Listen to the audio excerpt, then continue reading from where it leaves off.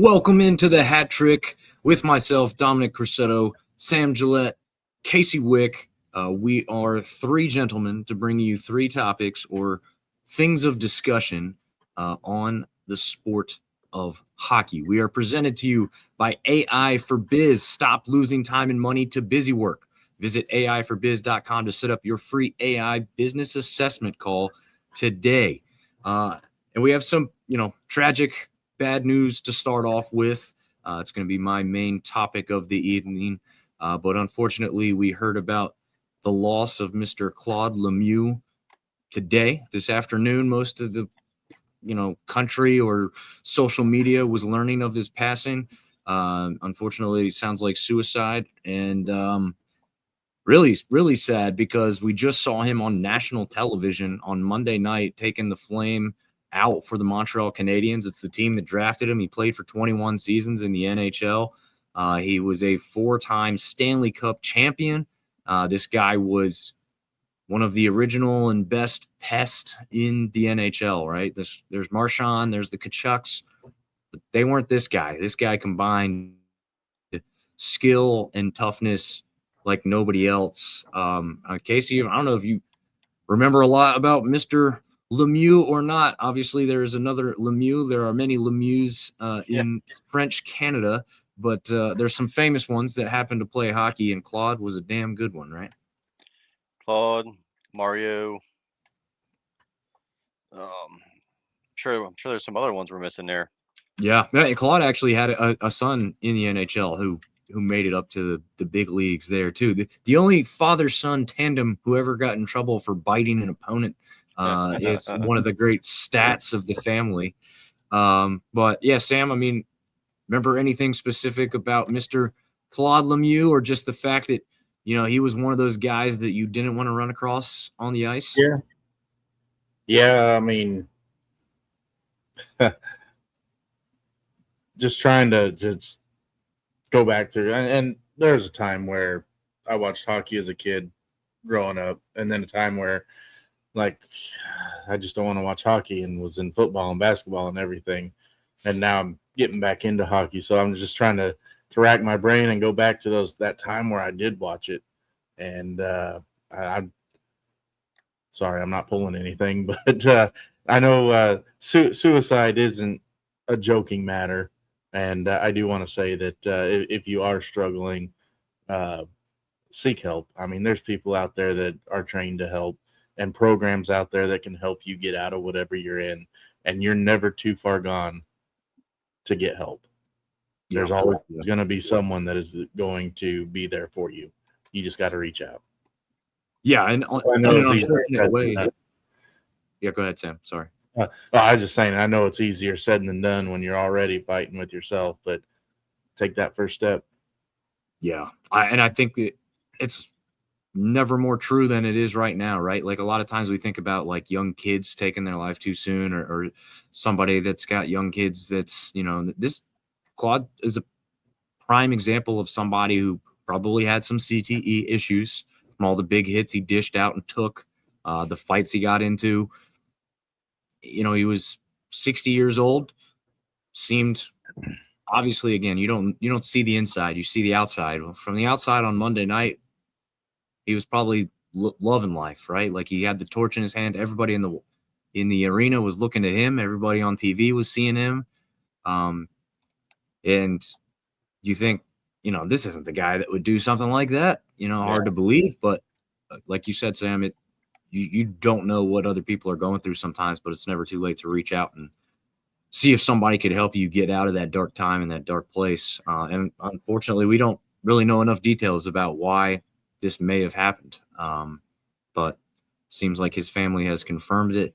One thing that I did learn that I actually didn't know before this, his wife is, I guess he was married twice, actually. I didn't know that part either, but his wife that is surviving him now is from Watauga County, which is, the Boone area where App State is. So there was a little connection that my friend had texted me, and it was like, hey man, not just a random thing, but Claude's wife is Watauga native. So that's kind of an interesting aspect that tied him to the high country of little old Boone, North Carolina. But it looks like, he was down there. Him and his wife were running a nice furniture company down in Lake Park, Florida, I think it said. So I obviously didn't know that was a thing. The other thing that kind of ties him to what's going on in the hockey world, other than just being at the game earlier this week, is that he was Frederik Andersen's agent. He was operating as the agent for the Carolina Hurricanes starting goaltender, who was putting up some of the best numbers in the playoffs of all goalies. So it's actually got an aspect to what could transpire on the ice. He played for the team that Freddie's going up against, and now Freddie's going to have this probably on his mind tomorrow night here in Raleigh as they try and close out a series. I mean, this, indirectly could affect a lot of people on both sides of the ice. So kind of an interesting aspect there that, again, wasn't really vaguely aware of until earlier today when everyone started talking about this and hitting it up. But yeah, just a sad time. He did play for a number of teams. It was funny when I looked it up. I didn't realize he had left the NHL, played overseas a little bit, and then actually come back. So he spent time and was drafted by the Canadiens. He spent 7 years there, won a cup with them in '86. He played a long time for the New Jersey Devils, the Colorado Avalanche. Sam, that's why I asked you, because I figured you might remember him being a part of the Cup team in '95, '96 season. He spent a couple more years there after that, returned to the Devils, actually did a couple years with the Phoenix Coyotes of all teams, right? That's kind of a weird one. Did spend 1 year in Dallas, went overseas. One of the teams he played for was a Chinese team. Very interesting. And then he came back, played a little bit with an AHL team, and then got back up to the NHL with the San Jose Sharks before finally calling it quits. Also played for Canada internationally a couple times. So Conn Smythe Trophy winner. I mean, this guy was a decorated athlete, and you can see why his son made it up to the NHL because of his pedigree in the sport. But yeah, sad time to lose an icon of the game. And again, like we said, the mix of skill and toughness is something you don't see anymore. The game kind of transitioning a little bit more towards the speed and skill aspect and less towards the physicality.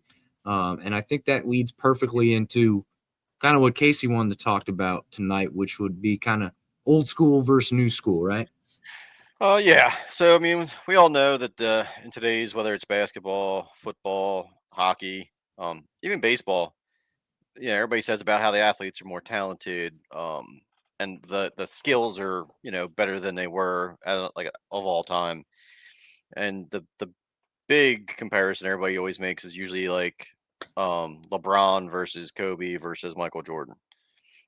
And the one thing I wanted to talk about is I don't think the new generation of athlete has what, Michael Jordan is probably the one that, Tom Brady to a certain extent has that killer instinct where all they want to do is win. Winning is all that matters. Now everybody seems to play mostly for the money. And, at the end of the game, everybody has, they swap jerseys and do all that. Like there's that competitive nature isn't there. Like back in NBA reference, Magic, Larry Bird, Michael Jordan, they all said they would not go play with any of the other ones because they wanted to play each other. That's how they defined how good they were and where they had to improve. I just don't see it with this, generation of athlete in pretty much any of the major league sports. And it begs the question, are they really better? Because it seems like they lack toughness, but they have better skills. So when the game's on the line, do you trust this generation of athletes to take over a game like, the Lemieux, the Gretzky's, like Mark Messier, like they all, when it came down to crunch time, you knew your first line was going to be the one on the ice come, crunch time when you needed that win. Nowadays it just doesn't seem like hockey, but all sports lack that, killer instinct where winning is all that matters. What do you guys think? Yeah, Yeah, go for it. No, I was gonna say it's definitely an issue that athletes now are protecting longevity, so they keep that money flowing in. I'm half tempted to give Pop a call, see if he wants to pop off since we're talking about money. No, but it's back in the day, you didn't have the billion-dollar companies investing into the sport as sponsors. You had people had to go out and basically beg for money to invest into the sport back in the day. So yeah, you didn't have all these guys. Yeah, they were playing for more money than what they'd make in the day job, but you didn't have them playing for these millions upon millions in these multi-year contracts, and then having, oh, we're investing all this money into you. You better not go out and wreck your body, and you better give us all that we're putting into you. Give it all to us back, basically, in your performance. So, yeah, it's all centered around money now, because you don't want the people investing that are giving you your contract. They don't want you going out there and blowing your knee out 2 years into a 10-year, $100 million contract and with 80 million guaranteed, and now you're sitting there on the bench doing nothing, and you're not able to put out for what they're paying you still. So yeah, it's definitely taken a hit in that aspect. That being said, I'm seeing a lot of hits in these games that in these playoffs that some of them old guys would probably be proud of. Yeah, that's a good point. There are still the big hits. They are still happening. There's still some of the dirty, cheap stuff, which is kind of crazy because back in the day in a scrum, you could probably get away with a little bit of dirty stuff that no one else would ever see or knew happened. Nowadays, like, there's a camera angle for almost everything, right? Mm-hmm. So it's interesting that happens. I think in some ways, like, the old school guys almost kind of ruined it for the new school, right? Because they did things like party too hard, like go off and do things, riding motorcycles. Again, this is kind of more across sports, not just hockey specific, but they did things that got themselves hurt, got themselves in trouble. And now you do hear and you do see things, and this one is more specific to hockey that I know of for sure, is like guys on the road, they stay in. They play video games in the hotel room. They don't go out to the bars and, live it up in the city. They might go out to dinner, but they're not going out. They're not going crazy. They're no longer, smoking cigarettes on the plane ride, across the country and drinking booze while they play cards. It's more of a clean, aspect of everything that has been found through history and found through science that can improve their game. So they've got better tools than they've ever had before. And now they're being shown that, like, hey, every little thing you put into your body or don't put into your body can affect you. So this is what we're going to do as a team. Now there's team nutritionists. Like back in the day, those really didn't exist much. So it is interesting that the skill has picked up. There's no doubt about that.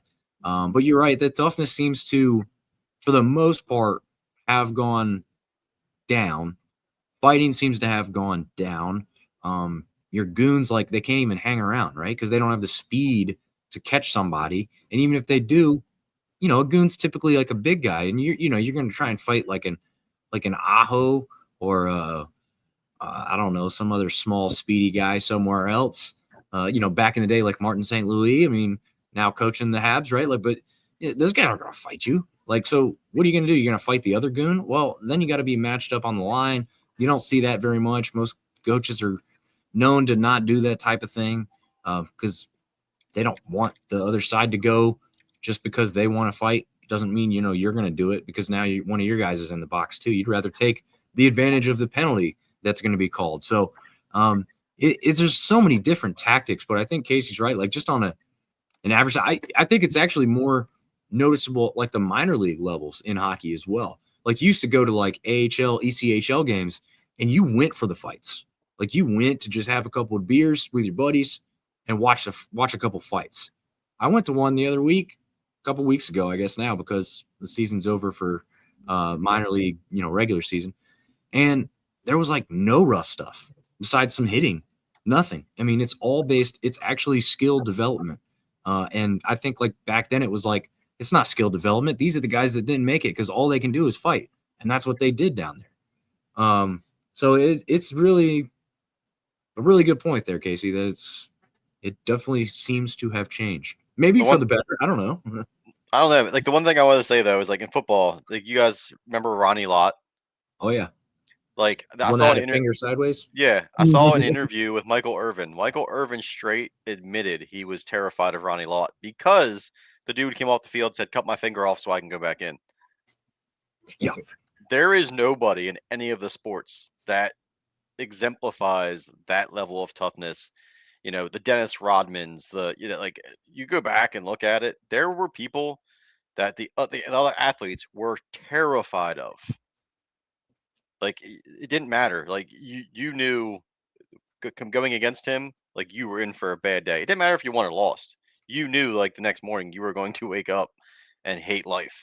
And I just don't see that in any sports, but like even hockey. The hits are there, but there were certain people that if you played dirty or you disrespected somebody, the enforcer was coming after you.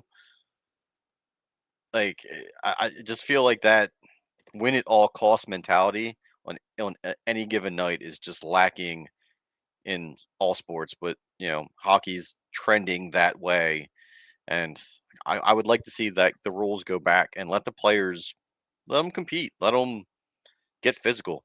Like that's why I go to a hockey game. I love to see the hits. I love to see I don't want a high scoring game. Like I want it to be a slugfest. Yeah. Yeah. Yeah, definitely. Sam, what's your topic of the evening? Well, all right. Loosen it up for the rough stuff. All right. Yeah. The Vegas Golden Knights are headed back to the Stanley Cup Finals for the third time in their 9-year history. Tell me what other program has had that kind of success.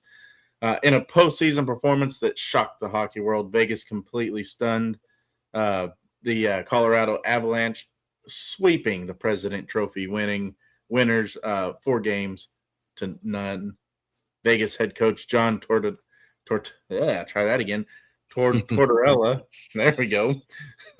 Big old mouthful. Has instilled a relentless defensive swagger, completely shutting down Colorado's high-flying offense to just 7 goals across the entire series. Backed by postseason scoring leader Mitch Marner and an unlikely series-clinching goal from Cole Smith, the Golden Knights are red-hot entering the final on a dominant 6-game winning streak.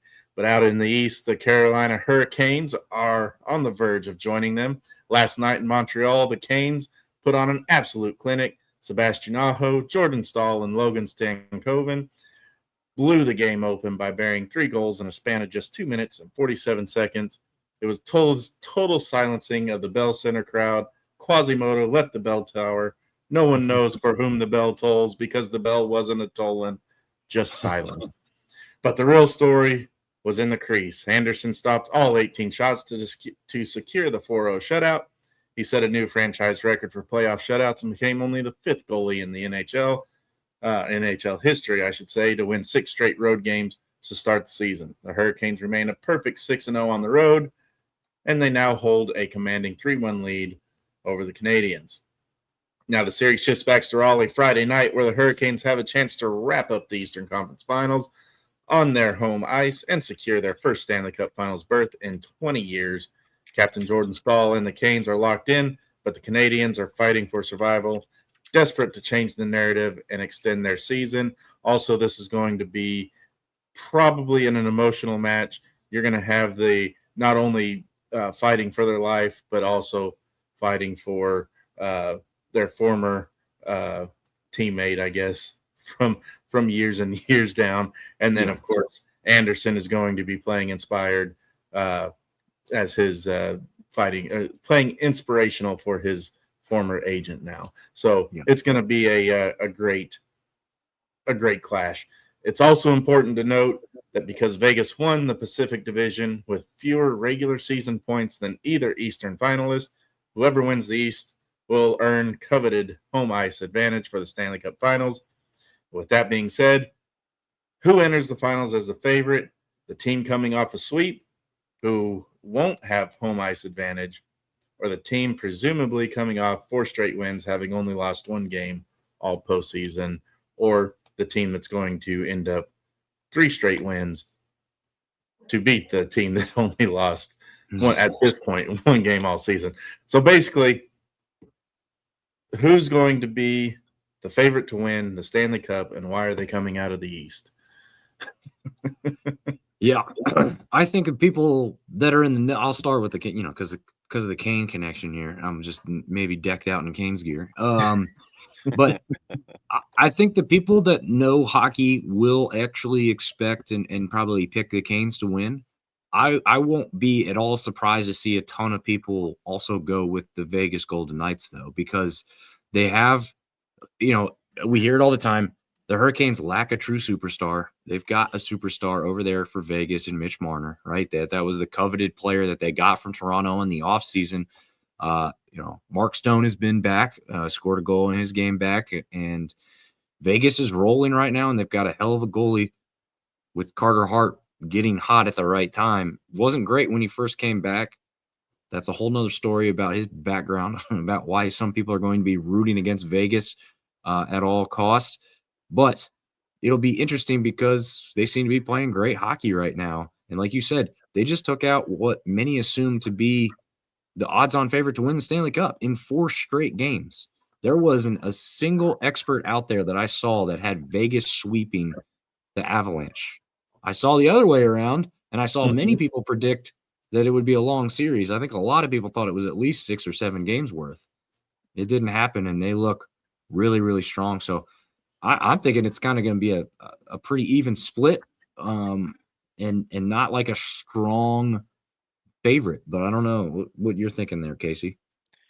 Honestly, I mean, watching the games, I almost want to say like the Canes have the advantage when you don't have a star, right? So you're playing for the team.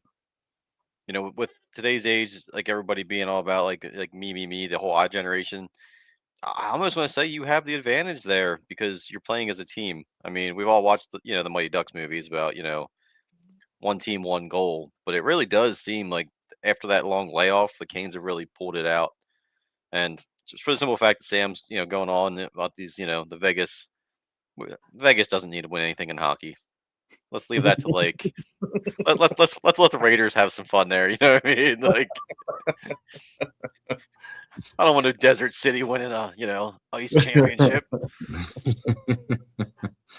Yeah. It's also one of the things too that's actually interesting. When Vegas came into the league, I don't really know why they did this, but they wanted a siren, right? Like before the game, like a sounding the siren. And Hurricanes have been doing it for years, right? Like the siren sounder. And Zach, this year's playoff run is like it's called the catchphrase is sound the siren. And Vegas sounds a siren before every home game. Apparently, when they came into the league, they asked permission from the Hurricanes, like, hey, we're not in the same conference, won't see each other often, but we want to sound a siren, before our home games. And I guess the Canes said, yeah. So if they do end up meeting in the final, both places will have a siren, and it looks the same. It looks the exact same. So it's kind of an interesting aspect to what we could see here very shortly. But yeah, just a little random tidbit when you start watching possible Stanley Cup final matchup next week. Wow. Both teams will get hyped hearing that siren. Yeah. And Vegas has got that whole like crazy medieval times intro that's kind of corny, kind of awesome, kind of campy. But having been there for it live once, I thought it was cool. I don't know how much I'd love it if I was a season ticket holder and saw a very similar thing every single time. But as a one-off, I think it's awesome. I get pretty hyped when I see Carolina's intro. Of course, I like storms too. So whenever I hear the tornado sirens, I'm outside on the front porch in my underwear going, "Woo!" But full mater, like the movie Twister. Yeah. So, but yeah, it's pretty hype, man. I like it. Yeah. I think it's pretty good when they do it to open the game. They also do it when they come back from the second and third period. And for whatever reason this year, they haven't had a lot of stars do the sound of the siren. A lot of times that first one is like the big star of the night, right? Like we've had Luke Kuechly do it before, Steve Smith, Petey Pablo, who's, done the song that they played, the goal song that they play. with North Carolina Raise Up and all that. We've had like some NASCAR drivers, some guys come up from Charlotte FC to do it. But like for the second and third intermissions, they look this huge Caniac, and it's just like some season ticket holder that no one knows, and like the place doesn't go after the first one to open the game. It doesn't like it's like yay, like it doesn't get everybody hyped because of the actual siren. It's really and truly who's doing it and the fact that it's like the first one. So it's just kind of weird that they decide to even do it in the second and third period because it just doesn't hit. It would still hit somewhat, but what's funny is so many people go out for beers and bathroom breaks that like by the time they do that, you still have a minute or two to get to your seat. So half the arena is not down there. So it will never be as loud as the opening of the game. Should get that Dominic Cressetto guy from the Canes crew and the Sunbelt Syndicate and syndicate.io. Yeah. Yeah. Somebody was going to be like, yeah, that guy has a lot of accolades for being a nobody.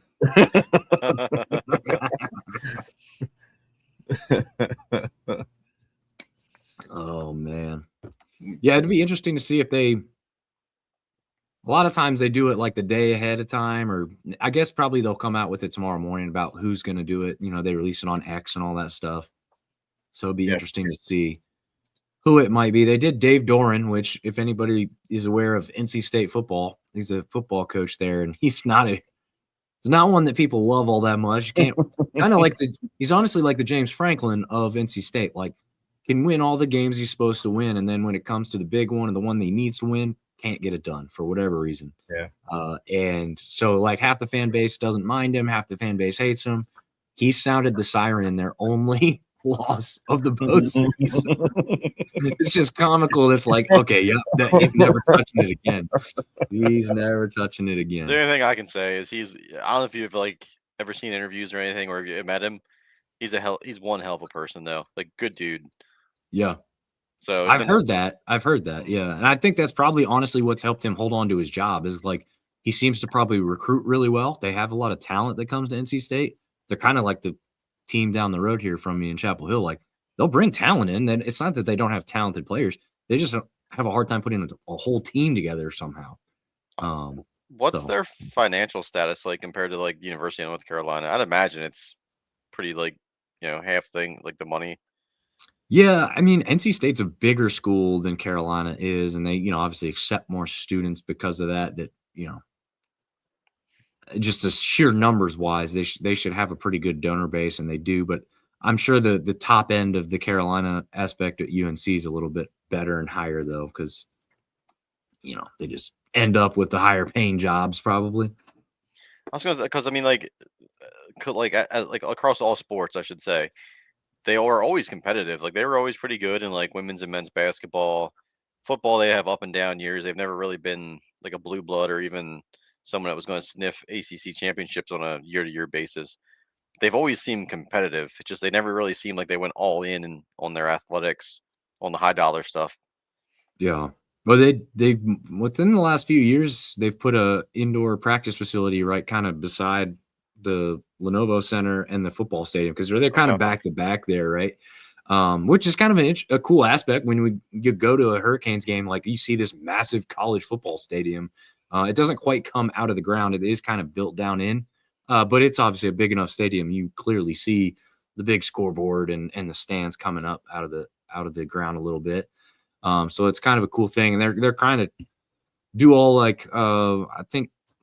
Sam's probably been to a couple of places because I think they're popular in like the Texas and Midwest, but like the whole like center city, like they got shops and places to eat, while you go to a game. And they're kind of trying to do that in between all the stadiums over there to kind of keep people around and coming back. I think Lenovo Center is actually going to have a restaurant that's like open all year round, kind of on the outskirts of the arena base. So like you can't get all the way inside, but technically it's like in the arena. So interesting aspect. And if they win the cup, I'm sure a little bit more money will come in for that stuff. Yeah. But yeah. Championships bring money. That they do. And it's about time. The last time we won one was 2006. And I was there with college buddies. And now I'm married with a kid who might be able to go see one with me. So that's kind of a crazy aspect of everything that's going on around here right now. So don't want to get too hyped. We're not there yet, but hopefully we can get. You going tomorrow night? Yeah, we'll be there for Game 5. Hopefully they can close it out because I don't want to have to do this like Game 6 back in Montreal and Game 7 back here kind of thing. I don't feel like we'll lose the series, but I think that we could lose a game if we don't play well. Montreal throws everything they can at us. So I just want to see it wrapped up, get this Stanley Cup final started. I mean, I also don't want to see the cup presented June 20th. It's ridiculous, but not my call. Not my call.